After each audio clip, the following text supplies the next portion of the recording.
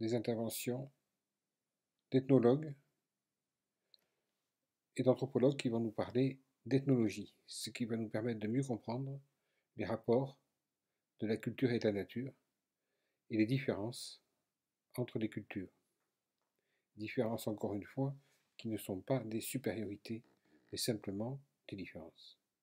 Importantes à comprendre pour bien comprendre ce que c'est que la culture.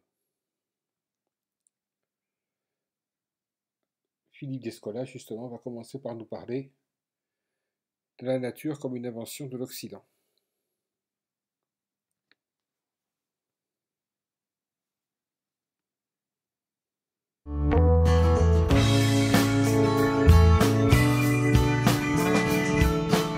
Alors, ma chaire s'appelle Anthropologie de la nature, et c'est une contradiction dans les termes, un oxymore, comme on dit en termes savants, puisque en principe il n'y a pas d'humain dans la nature, mais j'ai voulu appeler cette chaire ainsi pour souligner le fait que le concept de nature est une invention de l'Occident, et que dans les sociétés qui m'intéressent au premier chef, celles dans lesquelles j'ai travaillé comme ethnographe, la nature n'est pas présente, elle n'existe pas.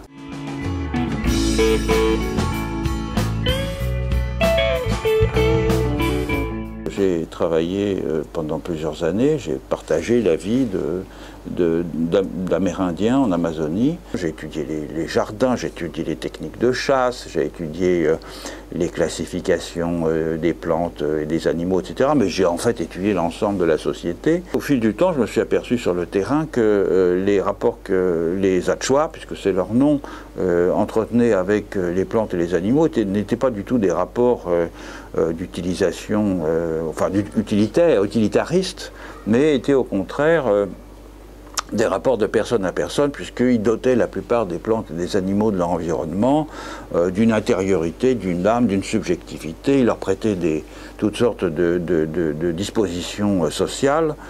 À cela s'ajoute le fait que, au fond, la forêt amazonienne avait été profondément transformée au fil du temps par les techniques, en particulier les techniques d'horticulture sur brûlis. Ça voulait dire quoi? Ça voulait dire que la forêt, qu'on a tendance en Occident à considérer, la forêt tropicale, à considérer comme le plus grand espace vierge encore accessible de la planète, était en fait considérée par les Amérindiens du fait des transformations dont ils avaient conscience qui lui avaient fait subir, plutôt comme un environnement construit.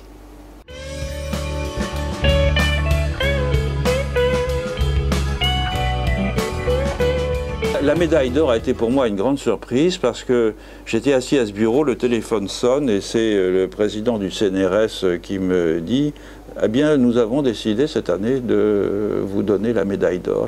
J'étais assis, heureusement. Depuis que cette médaille existe, j'avais fait le compte, il y en a eu 64 qui ont été décernés et seulement 14 qui ont été décernés aux sciences sociales et humaines.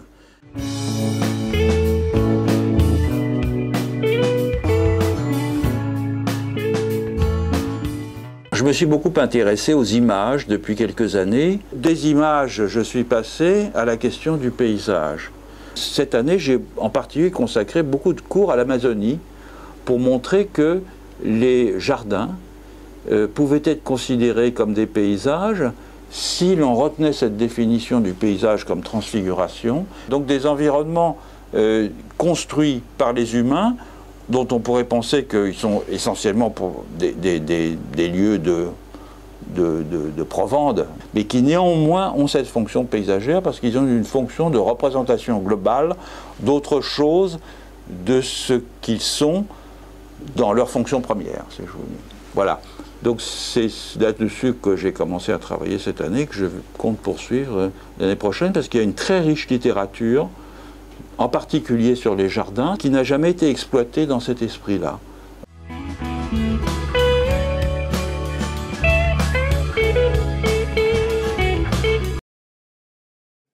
Claude Lévi-Strauss va nous parler de son côté, après donc Philippe Descola, qui nous a expliqué que dans le fond, pour certaines sociétés, certaines cultures, tout est culture et il n'y a pas véritablement de nature, qu'il faudra approfondir évidemment.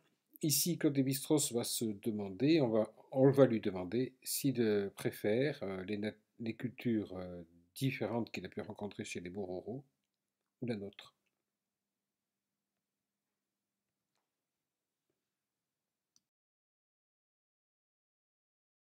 Pour pratiquer leur culte, religion, et c'est ça que j'appelle enfin, cette chance qu'a eu l'humanité d'interposer entre elle et le monde extérieur des coussins amortisseurs. Au fond, en extrapolant ce que vous dites, mais peut-être vous ne l'accepterez pas, on pourrait dire que l'humanité a eu tort de ne pas s'en tenir là. C'est très difficile de dire des choses comme ça. L'humanité a fait des choix, et disons, tous les types de vie que nous pouvons observer, et Dieu merci, il y en a encore de très différents à la surface de la Terre, eh bien, ça représente un certain nombre de choix parmi les possibles.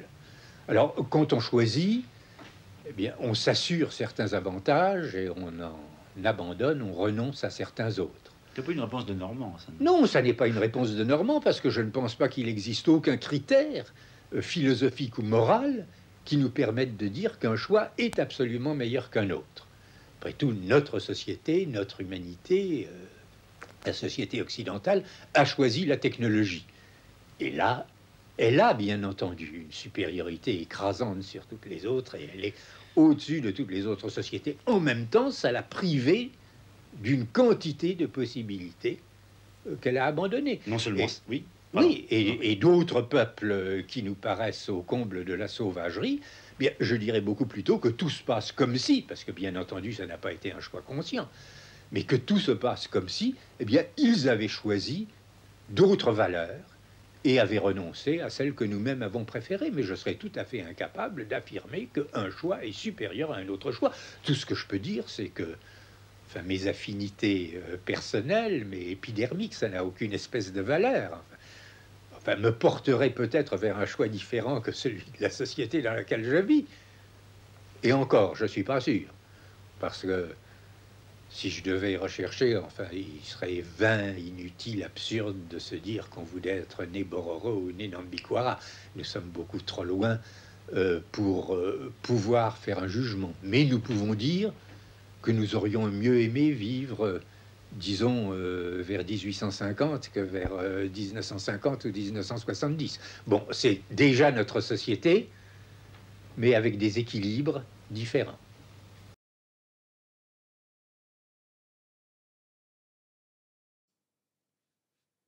Cette fois, nous allons écouter un long interview de Claude Lévi-Strauss, fait dans l'émission devenue culte de la télévision. Mais je vous laisse écouter.